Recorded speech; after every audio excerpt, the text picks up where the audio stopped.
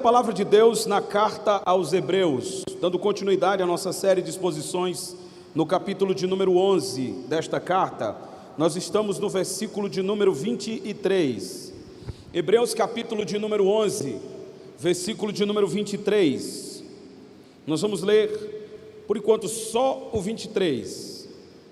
Hebreus capítulo 11, verso 23.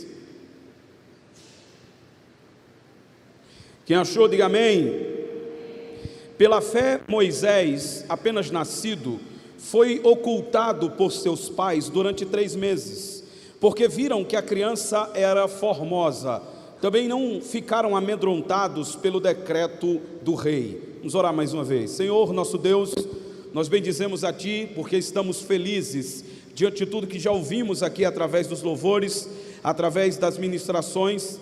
E nós agora vamos meditar na Tua palavra. Peço que o Teu Espírito Santo nos capacite a transmitir aquilo que o Senhor quer que o Teu povo ouça nesta noite, e abre também o entendimento de cada um deles para que compreendam a palavra. É assim que oramos em nome de Jesus.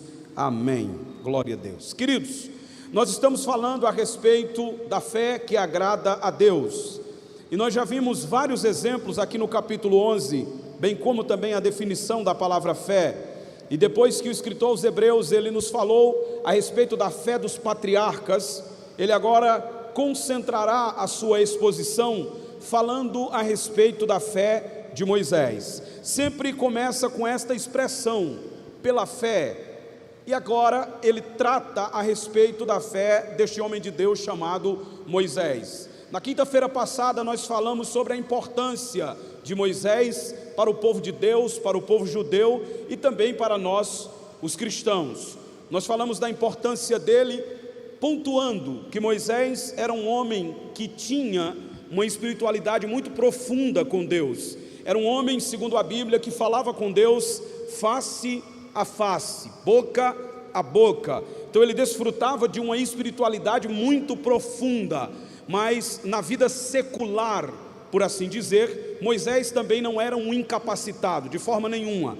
Na vida secular, Moisés era um homem extremamente inteligente. E Moisés é uma figura na Bíblia que nos mostra que dá para casar essas duas coisas, espiritualidade com intelectualidade. Na maioria das vezes as pessoas acham que os intelectuais, eles não são espirituais. Até porque o maior número de, entre aspas, intelectuais que existe aí fora, eles negam a existência de Deus. A maioria são ateus. E sempre quando eu estou discutindo com um ateu, embora eu já tenha sido um no passado, mas fui convertido pela graça, mas todas as vezes que eu estou debatendo com um ateu, eu digo assim: olha, essa história de que os cristãos são burros e de que os cristãos não são intelectuais, isso é um absurdo. Nós somos tão intelectuais que o nosso Deus nos deu um livro. Amém, meus irmãos? Então a prova que nós somos intelectuais é que o nosso Deus nos deu um livro para estudar.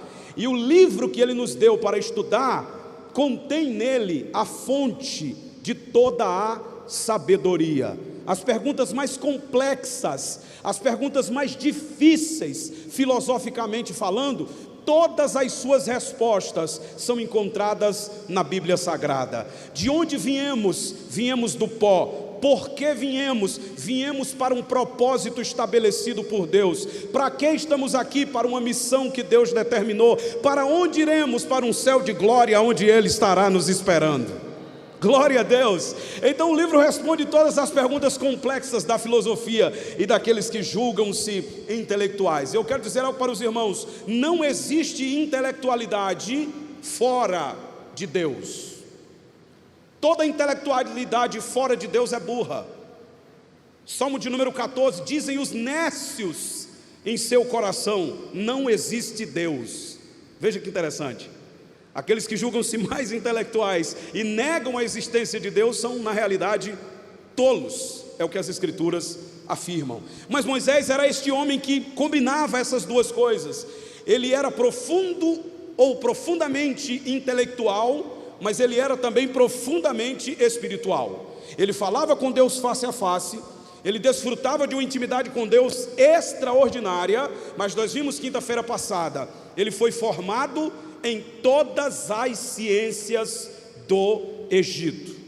E esta expressão, formado em toda a ciência do Egito, conforme nos informa Filo de Alexandria, significava que Moisés, ele tinha basicamente esses conhecimentos aqui: aritmética, geometria, poesia, música, medicina e também os conhecimentos de hieroglifos, que é a escrita antiga da época. Então ele era um homem profundamente espiritual, mas também profundamente intelectual. E se tem uma coisa, irmão, que é maravilhosa, é quando você consegue combinar, casar, criar uma harmonia entre essas duas coisas: espiritualidade e intelectualidade.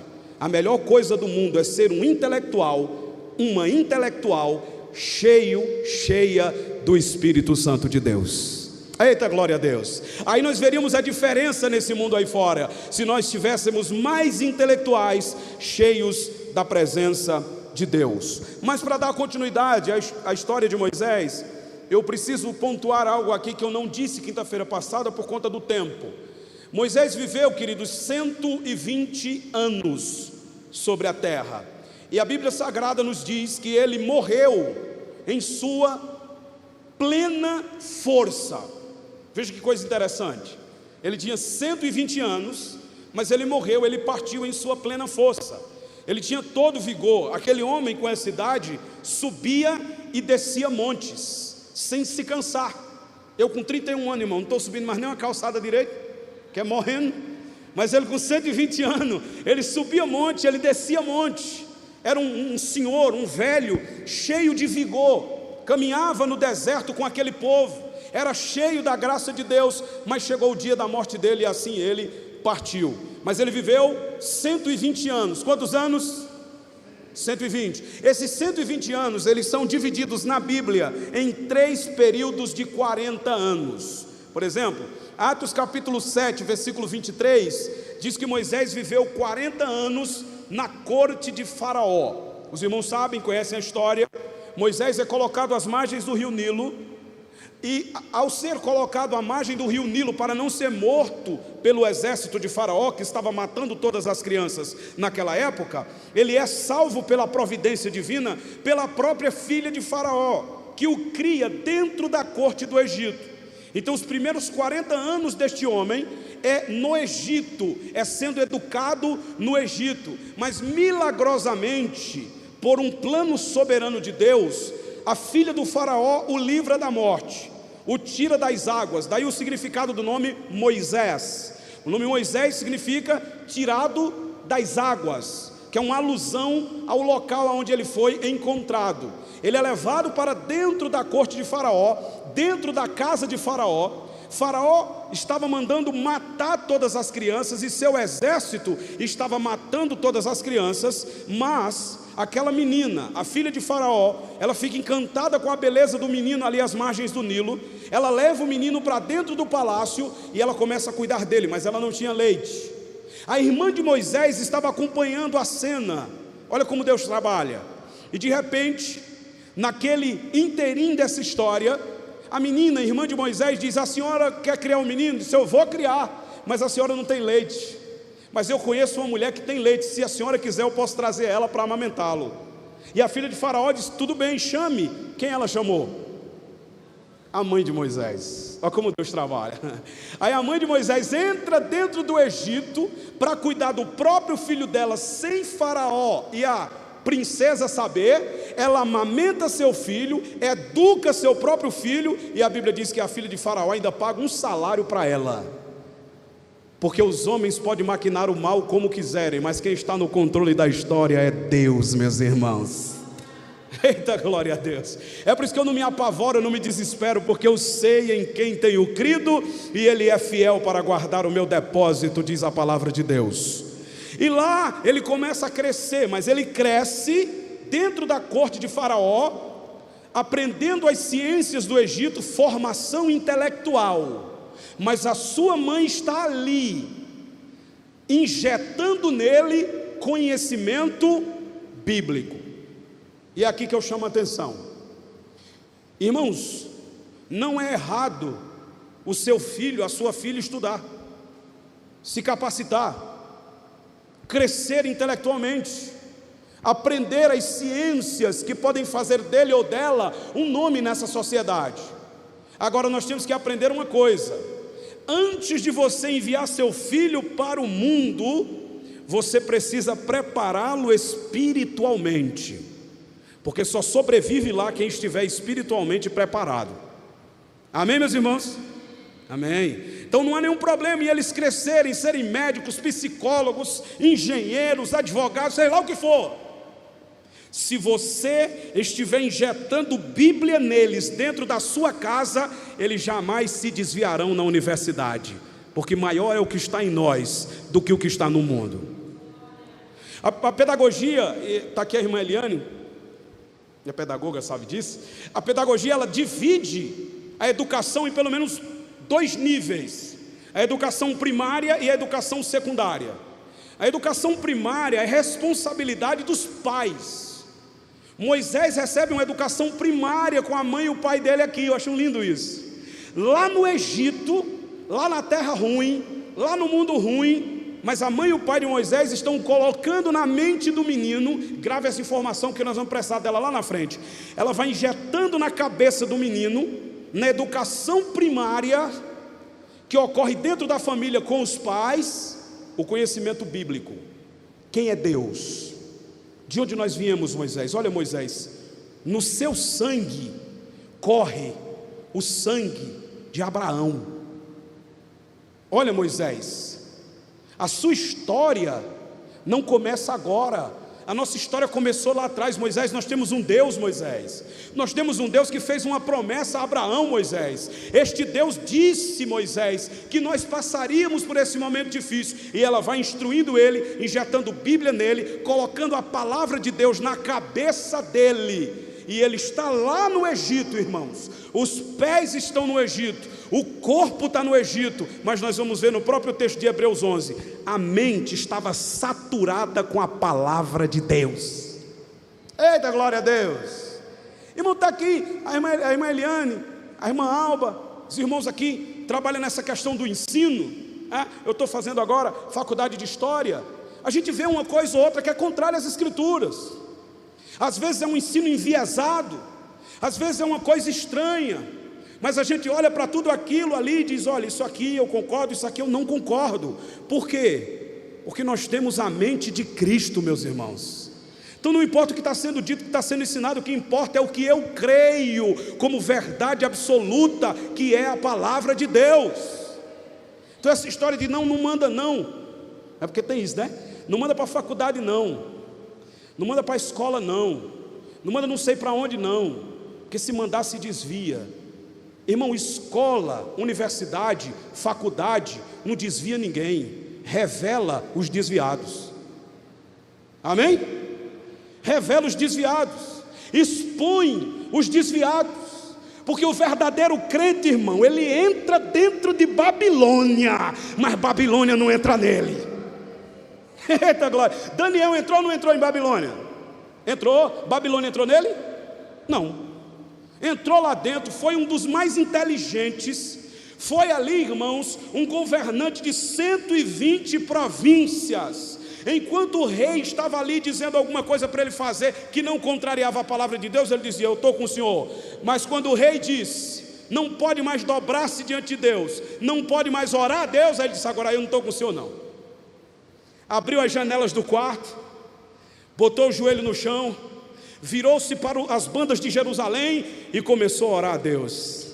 Aí foram dizer ao rei: olha, o decreto diz que não pode dobrar-se diante de ninguém, a não ser do Senhor, mas o hebreu Daniel está dobrado o joelho diante de Deus. O que é que faz? Vai correr do decreto ou vai cumprir o decreto? E o decreto era: se ajoelhar diante de outro Deus que não for este rei aqui de Babilônia, tem que lançar na cova dos leões. Aí tá bom, pega Daniel. E o rei gostava de Daniel, irmão. Escute isso aqui, é bom demais esses assuntos. Eu disse que o rei gostava de Daniel. Daniel estava no meio do mundo. Daniel estava lá dentro de Babilônia. Daniel estava sendo governado por um rei ímpio naquela época, mas o rei gostava de Daniel. Sabe por quê? Porque Daniel não era mal educado, Daniel não era ignorante, Daniel era agradável. Irmão, tem filho de crente que na escola é o que dá mais trabalho. Vamos começar logo por acaso mesmo, né? É assim ou não é? É o que dá mais trabalho, é o mais perturbante, é o que não faz nada, é o que faz... Não, senhor, irmão. Lá dentro, Daniel dava testemunho de quem era o Deus que ele servia. É bom demais quando o crente é agradável, não é assim? Onde ele chega, irmão, sabe, tem um cara aqui que é crente, eu não gosto da religião dele, mas ele é um homem de Deus, ela é uma mulher de Deus, não dá trabalho, passa nas provas, não é assim? Aí por isso que ele gostava de Daniel, ele até tentou livrar Daniel, mas não deu, porque o decreto estava assinado. Jogaram Daniel na cova, e é só ler o texto, não dá tempo de ler aqui. Quando você lê em casa, você preste bem atenção, que a Bíblia diz claramente, que no meio da noite um anjo veio e fechou a boca dos leões. Grava essa informação, ó. Fechou a boca dos leões. Só se fecha aquilo que está aberto. Porque nas gravuras e nos filmes e nos memes, bota Daniel lá, não é assim? Aí Daniel está lá dormindo em cima de um leão, o leão bem mansinho, parecendo uns cachorrinhos de balai, e ele dançando, ou então pulando, então, não foi assim não, irmão. Daniel entrou na cova e os leões queriam devorá-lo. O leão não abriu a boca para cantar não, irmão. Ele abriu a boca, foi para devorar Daniel. Mas a Bíblia diz que na hora que eles iam abocanhar o profeta, o anjo de Deus foi lá e fechou a boca dos leões. E tem uma revelação aqui profunda para nós. O leão pode até mostrar os dentes e abrir a boca, mas não vai morder sem a permissão de Deus. Orou a Deus, deu testemunho, foi fiel, e de manhãzinha cedo o rei foi lá e disse: Daniel, será que Deus te livrou? Ele disse: viva, ó rei, o Senhor não achou nenhuma falta em mim e me livrou da boca do leão. Deus vai dar livramento a nós lá fora, irmão, porque nós servimos ao Deus de Daniel, o Deus poderoso, o Deus criador do céu e da terra. Então aprenderam aí? Educação primária é a primeira, foi aqui Moisés recebeu seu pai da sua mãe. Aí tem a educação secundária, essa se dá ao longo de toda a vida. Aí é o vizinho, aí é a escola, aí é também as séries, também podem educar, os filmes, são o trabalho, é os contatos que a gente tem aí ao longo da vida. Mas se é educação primária, a basilar, os pais tiverem cuidado em imprimir na mente dos filhos, irmão, a palavra do nosso bondoso Deus, eles podem entrar e podem sair, mas eles vão entrar incorruptíveis e sair incorruptíveis, porque a fé que eles têm guardará eles do mal. Amém? Glória a Deus. Agora vejam bem, quando nós analisamos a vida dele nesse primeiro momento, 40 anos ali na corte de Faraó, sendo formado, sendo preparado, sendo capacitado. Em segundo lugar, Atos capítulo 7, versículos 29 a 30, nos fala do segundo período de 40 anos da vida de Moisés. Agora, ele foge do Egito, ele sai ali daquela terra ruim, porque quando ele percebeu que um dos egípcios estava maltratando o seu irmão hebreu, ele sentiu a dor pelo seu irmão, e ele disse: isso não é correto, além desse hebreu ser escravo, ele ainda está apanhando. E aí o que é que Moisés faz? Ele se revolta com aquela cena, e na tentativa de defender o seu irmão hebreu, que era seu sangue, sua descendência, ele vai lá e mata o egípcio. E quando ele mata o egípcio, ele enterra o egípcio, achando que ninguém tinha visto. Mas no outro dia ele vê dois hebreus brigando, vai tentar separar a briga. Aí um deles diz: vai nos matar como tu matou o egípcio ontem? Ele diz: ixi, o assunto foi descoberto. Aí para não morrer ele foge, e ele vai para o deserto de Midian. Lá no deserto de Midian ele casa-se com a filha de Jetro. E ao casar-se com aquela mulher ali, a filha de Jetro, ele tem um filho, e a vida dele começa agora ali em Midian. São 40 anos que ele passa ali em Midian, na casa do seu sogro, cuidando das ovelhas do seu sogro, casado, e agora tendo filhos. Veja que coisa interessante. Ele era candidato a ser um príncipe no Egito, mas por causa da palavra de Deus, e nós vamos explicar isso mais à frente com mais detalhes, ele sai do Egito, deixa toda a riqueza do Egito e prefere ir ser um simples pastor de ovelhas. Irmão Marcos, mas isso não é algo ruim? Isso não é um retrocesso? Porque ele ia ser príncipe e agora ele é um simples pastor de ovelhas, cuidando da ovelha do sogro dele, morando de favor na casa do sogro. Irmãos, o pior fracasso é fazer sucesso no lugar onde você não queria estar. Sabiam disso? O pior fracasso é fazer sucesso no lugar onde você não queria estar. Se Moisés fizesse sucesso no Egito, ele não estaria no lugar onde ele queria. Então ele seria o homem mais bem sucedido e fracassado do mundo. Lá no pastoreio das ovelhas, um emprego muito mais simples do que aquele que ele herdaria no Egito, ele tem algo que o dinheiro não pode comprar: felicidade. Pode estar ganhando menos, pode o emprego ser inferior, pode a cidade não ser a que você mais desejava, pode a casa não ser tão larga, pode a rua não ser tão boa, mas se no seu coração há paz e felicidade e a presença de Deus, é o melhor lugar para você estar. Fica lá, irmão. Aí passa 40 anos, e aí tem o terceiro período de 40 anos na vida de Moisés. Atos capítulo 7, versículo 36. 40 anos no deserto, agora conduzindo o povo de Deus à terra de Canaã. Pegou aí os 3 períodos de 40? 40 anos primeira infância, corte de Faraó. 40 anos casa do sogro, Midian. E mais 40 anos agora, Deus aparece a ele, o envia ao Egito, e ele vai tirar o povo de Deus do Egito e conduzir até Canaã. E ele passa 40 anos nesse processo. Com 120 anos, ele morre em seu pleno vigor, contemplando a terra prometida, mas ele não entra lá. Deus não lhe permite entrar por causa da sua desobediência no episódio da rocha de Meribá. Então ele olha, mas não entra. Mas o lugar para onde Moisés foi era infinitamente melhor do que a terra prometida, porque ele foi para a glória, ele foi para o céu e ele foi para a presença de Deus. Aleluia. Mas vamos voltar para cá, é só o resumo da vida de Moisés. Mas como tudo começa? Não começa com Moisés, começa com seus pais. Olha aí agora o texto, Hebreus capítulo 11, versículo 23. Pela fé, Moisés, apenas nascido, foi ocultado por seus pais durante 3 meses. Primeira coisa que nós devemos entender aqui, queridos, é que essa fé que Moisés tem e que ele vai manifestá-la já adulto no futuro, ela primeiro começou com os seus pais. Eu acho extraordinário isso aqui. Nem sempre os filhos seguirão o exemplo dos pais, mas é muito bom quando o pai dá exemplo. Amém, meus irmãos? Nem sempre eles vão seguir nosso exemplo, mas é muito bom dar o exemplo. É muito bom ser o exemplo.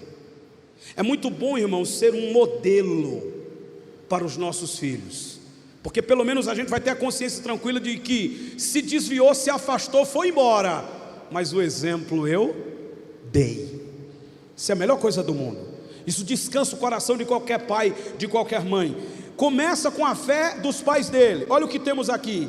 Moisés nasceu, e Moisés nasceu, como eu disse para os irmãos aqui no início, num tempo de ameaças e mortes. O rei mandou matar todas as crianças do sexo masculino. E no meio de toda aquela crise, eu fiz menção aqui numa das pregações no domingo, no meio daquela crise louca, Moisés nasce.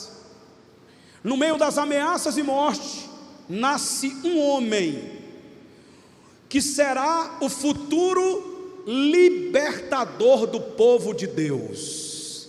Veja que coisa interessante. Era o pior momento para ter filho, era o pior momento para gerar uma criança, era o pior momento para pensar em formar uma família, mas foi justamente nesse pior momento foi justamente nesse meio de problemas que nasceu Moisés. E deixa eu dizer algo para vocês: Moisés era justamente a solução daqueles problemas. Eu acho isso extraordinário, porque Arão e Joquebede, que são os pais de Moisés, eles não sabiam, mas eles estavam gerando a solução do problema do povo de Deus. Quem crê aqui que Deus pode fazer nascer do meio da nossa família soluções de problemas para essa sociedade problemática, diga glória a Deus. Meus irmãos, é porque a gente às vezes olha para um meninozinho assim, para a menina assim, e diz: rapaz, aí é só brincadeira, mano. Aí é só videogame, aí é só...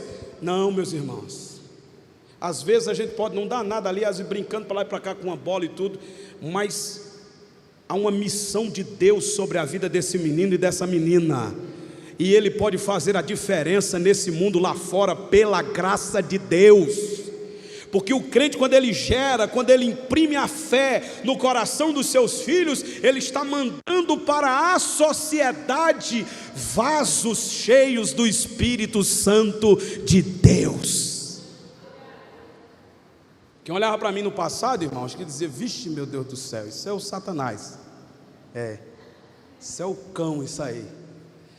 Ia jogar a bola na quadra, se não deixasse eu jogar, eu arrumava uma confusão com o vigia, e atirava pedra no teto da escola. Tinha que deixar eu jogar. Ruim, meus irmãos, apanhava que só, mas não deixava de ser ruim. Quando comecei a crescer um pouquinho a mais, mergulhei profundamente no ateísmo. Não acreditava em Deus, ridicularizava de crente, ridicularizava da fé. Mas no meio de toda aquela cegueira espiritual, havia um propósito de Deus sobre a minha vida que nem eu sabia. E minha mãe orava e pregava o evangelho para mim, e aquela coisa toda. E olha onde eu estou hoje aqui, servo de Deus, pregando a palavra de um Deus todo-poderoso, que transforma o ateísmo de homens loucos em sabedoria de fé, quando eles se rendem aos pés do Salvador. Então, às vezes a gente vê um menino ali, irmão, correndo para lá e para cá, né, assim. Isso aí não vai dar nada não, isso aí eita menino burro, faça isso não. Se tem um lugar, irmãos, onde os nossos filhos precisam ser mais encorajados, é dentro da nossa casa. Lá fora podem dizer o que quiser, aqui dentro você é um sábio de Deus na terra, você é uma menina extremamente inteligente. Se isso não deu certo agora, vai dar certo lá na frente, irmão. Todo filho quer ter um pai, uma mãe do seu lado, que vê um potencial nele que ele não consegue enxergar. Aí vai longe, irmão, aí segue adiante. Assim eram os pais de Moisés. Nasce ele sobre as ameaças de morte. Agora preste bem atenção. Diz a Bíblia que, como havia uma ameaça de morte, os pais, eles trataram de ocultar Moisés. Como assim? Eles trataram de esconder Moisés do exército do faraó. E eles fazem isso. Agora me vem a pergunta que eu tenho certeza que os irmãos estão fazendo aí na mente: como é que esconde uma barriga de 9 meses? Como é que esconde, irmão? E quando nasce, como é que esconde menino? Porque eu nunca vi um bicho para chorar mais do que menino pequeno. É assim ou não é? E eles não choram não, irmão, eles gritam. E quando está no meio do povo, aí é que eles gritam. Está no culto aqui, às vezes eu vejo, né, assim. Aí ele começa ali, aí a mãe: cala a boca, menino. É pior se mandar se calar. Chora, grita. Como é que escondeu esse menino chorão? Porque Moisés era uma criança normal. Como é que escondeu a barriga grande? Como é que eles conseguiram ocultar esse menino durante 3 meses do exército mais poderoso da terra? Aí nós temos que entender um princípio espiritual aqui, meus irmãos. Os pais de Moisés estavam tentando ocultar o menino, mas o menino estava sendo guardado por Deus. É por isso que não foi descoberto. Sabe o que eu acho bonito na Bíblia? Não vamos ler o texto para ganhar tempo, mas 1 Samuel, capítulo de número... Aliás, 1 Rei, capítulo de número 17. Em 1 Reis, capítulo de número 17, conta-nos a história do profeta Elias. Elias profetizou diante do rei Acabe, dizendo que não ia chover, e durante 3 anos e meio, diz Tiago no capítulo 5, não choveu sobre a terra. E Acabe ficou tão furioso que ele mandou procurar Elias em todos os lugares. Sabe onde Elias estava? No ribeiro de Querite. Não tinha chuva na terra, o povo estava morrendo de sede, mas no ribeiro de Querite tinha água, e Elias estava lá. Eu pergunto aos irmãos, ninguém foi lá atrás de água? Com certeza foi, mas por que não viram Elias? É assim que a gente estuda a Bíblia, irmão. O povo ia para lá porque tinha água, era o único lugar que tinha água, e Elias estava lá. E Elias estava sendo procurado pelo rei Acabe e por todo o seu exército, mas ninguém encontrou Elias. Sabe por quê? Porque ninguém se esconde de Deus, mas ninguém acha quem Deus esconde. Ei, meus irmãos, ninguém acha quem Deus esconde. Deus é poderoso para nos dar, irmãos, livramentos extraordinários. Sábado agora, estamos fazendo uma visita, aí terminou a visita, tá? E a gente ia para casa, eram umas 10 e pouquinho. Os irmãos sabem, eu moro ali, quase de frente do Buena Vita, né, no Santa Bárbara. E a gente vinha normalzinho para fazer a curva para entrar para casa. Eu estranhei porque na ida tinha um cara já aqui no começo, fisionomia estranha, não disse nada à minha esposa, de moto, para não preocupá-la. Quando a gente ia virando a esquina tinha outro. Aí eu entendi a jogada. E de repente, irmãos, ele estava sentado num escuro, numa curva, não tem nada a ver ali para sentar, não é praça, não é nada. Ele levantou-se de onde ele estava e ele colocou a mão como se fosse sacar uma arma. Mesmo na curva, porque você tem que diminuir a velocidade para virar a curva, né? E eu disse para ela, segura. Mas aí quando ele pegou aqui, que ele veio em nossa direção, um carro vinha atrás. E quando ele viu o carro, ele assustou, desconfiado, botou de volta e sentou. E eu acelerei a moto e vim embora. Irmão, por que que aquele carro passou exatamente com aquele farol alto no momento em que eu mais precisava? Coincidência, irmão Marco? Providência de Deus. E eu saí dizendo, glória a Deus, vai roubar o Satanás, infeliz. Eu não, vai roubar o cão. Livramento de Deus, irmãos. E esses são os que a gente consegue ver a olho nu, e aqueles que a gente não enxerga. O nosso Deus é o Deus do livramento. Deus guarda, Deus livra, Deus protege a gente, irmãos. Veja aí, ó, quero que você abra um texto comigo. Abra a Bíblia em Jeremias, capítulo 36. Estamos quase acabando. Jeremias, capítulo 36.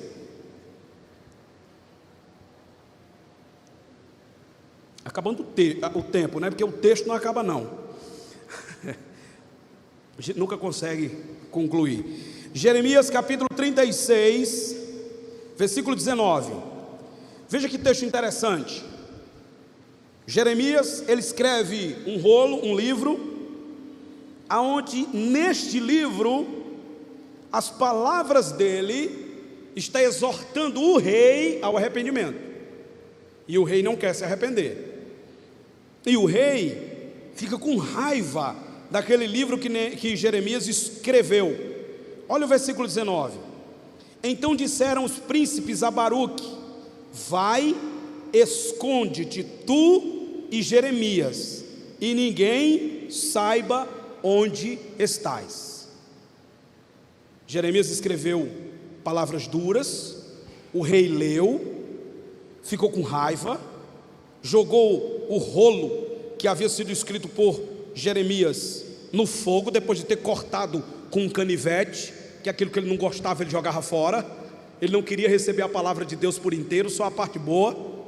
E aí os homens chegaram até Baruque, que era o escrivão de Jeremias, e disse: olha, sai fora, tu e Jeremias, e trata de se esconder, porque o rei está ferozmente irritado com vocês, e se ele pegar vocês, ele vai matar vocês, então se esconde.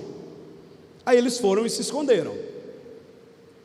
Só que nós estamos falando de um exército, e os irmãos sabem que soldados são muito bem preparados para caçar as pessoas em qualquer lugar. Então esconder-se aqui, humanamente falando, era estupidez, porque qualquer soldado poderia achar alguém na mata, porque o soldado é especialista para isso. Só que Jeremias e Baruque sabem que eles estavam se escondendo, mas quem estava guardando eles era Deus. É só continuar o texto, olha o versículo 26 agora. Eita, mas eu acho bom a Bíblia, irmãos. Olha o versículo 26. Antes deu ordem o rei a Jerameel, filho de Rameleque, e a Seraías, filho de Asriel, e a Selemias, filho de Abidiel, que prendessem a Baruque, o escrivão, e a Jeremias, o profeta. Mas o que está escrito aí? Mas o Senhor os havia escondido. Eita, irmão, mas é bom a Bíblia. Eles se esconderam para fugir do exército, mas quem estava ocultando eles era Deus. Aqueles a quem Deus esconde, ninguém consegue achar. Salmo 91, aquele que habita no esconderijo do Altíssimo, a sombra do Onipotente descansará. Irmão, se é Deus que está te guardando, dorme tranquilo, porque Deus é poderoso para nos ocultar dos inimigos que tentam nos destruir.